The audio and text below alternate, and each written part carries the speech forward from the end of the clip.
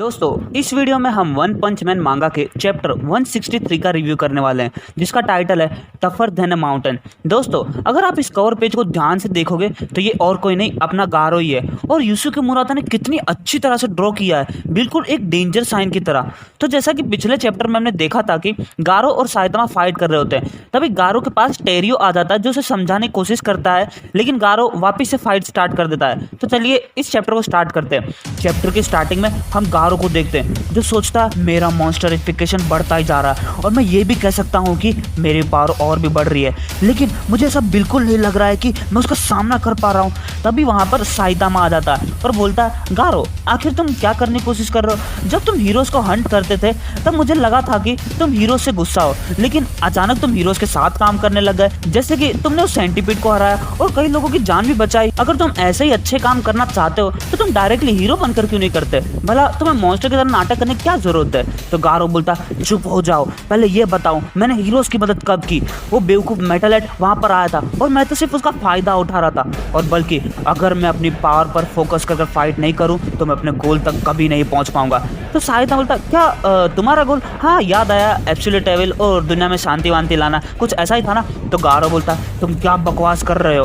उसके बाद साइतामा बोलता गारो तुम तो मुझे वैसे बंदे लगते हो जो उस रोते हुए बच्चे के पास जाएगा और उसे वापस से खड़े होने के लिए उत्साहित करेगा। वैसे उस बच्चे में काफी हिम्मत है, उसने भागने की भी कोशिश नहीं की, तुम्हें उसकी फीलिंग की कदर करनी चाहिए। तभी गारो बोलता चुप हो जाओ और साइतामा पर अटैक करने को बढ़ता और साइतामा गारो पर अपने पंच से अटैक करता है, लेकिन गारो उसे ब्लॉक कर देता और वापस से साइतामा के फेस पर चॉप मारता और अपना आर्म अटैक साइतामा पर करता है, लेकिन साइतामा ने तो गारो का हाथ ही पकड़ लिया होता है। तभी गारो वापस से अटैक करता है, लेकिन साइतामा पीछे हट जाता और गारो के तो दोनों हाथ फंस जाते हैं। तभी गारो साइतामा को जमीन पर पछाड़ता और God slayer instant attack use करता, लेकिन साइतामा एक होल से बाहर निकलता और गारो की तरफ एक पत्थर मारकर बोलता कितना अजीब है, तुम अपने सारे पंचेस मिस कर रहे हो, क्या यही है मार्शल आर्ट? और गारो उस पत्थर को तोड़ देता और बोलता ये अल्टीमेट मार्शल आर्ट टेक्निक है, और वो साइतामा पर अटैक करने लगता है और सोचता आज मैं अपने पूरे एक्सपीरियंस को बाहर निकाल दूंगा।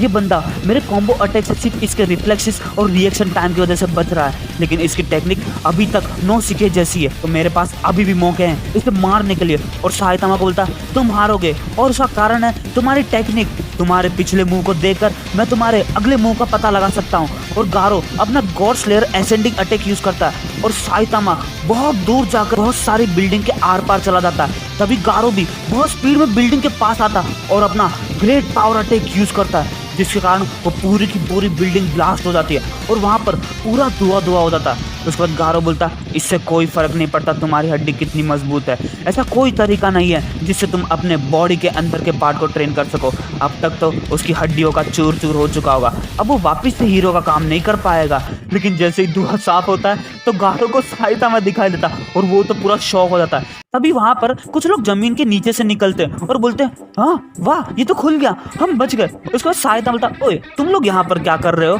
तो एक आदमी बोलता ओ हीरो हम लोग अंडरग्राउंड शेल्टर के स्टाफ इंचार्ज मेंबर हैं, हम लोग ये चेक करने आए थे कि इमरजेंसी सिग्नल के बाद कोई यहाँ पर रह तो नहीं गया, लेकिन हम लोग ही यहाँ पर फंस गए और वहाँ पर सिग्नल भी नहीं आ रहा था जिसके कारण हम किसी को मदद के लिए बुला सके, हमने सोचा था हमारा तो खेल खत्म हो गया। तो साइतामा बोलता ओ मुझे लगता है बिल्डिंग के साथ बड़े पत्थर भी हट गए जिस कारण तुम लोग बाहर निकल आए। तो वो लोग बोलते मुझे पता नहीं, लेकिन मैं तुम्हारा शुक्रिया कैसे करूँ? तो साइतामा बोलता ना ना ना मुझे शुक्रिया करने की कोई जरूरत नहीं, तो तुम्हारे पीछे खड़ा ना उसे जरूर थैंक यू बोल देना। और वो लोग गारो को देखकर डर ही जाते हैं और वो लोग थैंक यू बोलकर वहां से जाने लगते हैं। तो साइतामा बोलता जितनी जल्दी हो सके इस जगह को खाली कर दो। तो गारो अपने फेस को नीचे कर लेता है। तो साइतामा ताना मारकर बोलता सही में भाई एब्सोल्यूट एविल तो लोगों को बचाने में बहुत अच्छी है, यही तो है द अल्टीमेट मार्शल आर्ट। और गारो साइतामा पर अटैक करता और बोलता तुम मेरा मजाक उड़ा रहे हो। अगले पैनल में हम वोल्केनो को देखते हैं। तभी एक मेंबर बोलता क्या सभी लोग इस जगह को खाली कर चुके हैं? तो दूसरा मेंबर बोलता वहां पर अभी भी कुछ लोग फंसे हुए हैं, देखो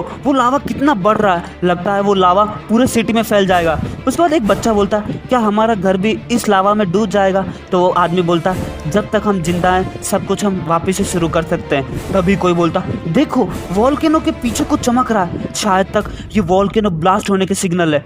उसके बाद हम गारो को देखते हैं। जो और भी ज्यादा मॉन्स्टर में ट्रांसफॉर्म हो जाता है, जिसे देखकर साइतामा बोलता ओह तुम थोड़ा और अच्छा दिखने लगे। तो गारो बोलता तुम्हें ये थोड़ा लगता, और वो साइतामा को एक पंच मारता और साइतामा सीधा वोल्केनो पर जाकर गिरता। तभी गारो साइतामा पर और भी ज्यादा पावर से अटैक करता, जिसके कारण वोल्केनो दूसरी तरफ से टूटने लगता है। तभी कोई बोलता वो देखो वोल्केनो टूट गया और उसका पूरा लावा दूसरी तरफ बह रहा है, और वो सब लोग खुश हो जाते हैं। उस बाद हम गारो को देखते हैं जो थोड़ा सा थका हुआ होता है। तभी उसके चेहरे पर साइतामा का पंच पड़ता है और गारो सोचता है इतना सब कुछ करने के बाद भी उसे कुछ हो क्यों नहीं रहा। मेरे पंच के इम्पैक्ट के कारण इसके पीछे वाली सारी चीज टूट गई, इसका मतलब ये उस चीज से भी ज्यादा मजबूत है, ये बंदा इस वोल्केनो से भी ज्यादा मजबूत है। तभी साइतामा नीचे खड़े हुए लोगों को देखता है और बोलता है तुम कोशिश नहीं करते लेकिन फिर भी सब कुछ अच्छा हो जाता है, तुम तो मुझे किंग की याद दिला रहे हो, तुम्हारे अंदर काफी अच्छे हीरो बनने की क्षमता है। तो दोस्तों ये चैप्टर यहीं खत्म होता है। उम्मीद करता हूँ आपको वीडियो में अच्छा खासा मजा आया हो,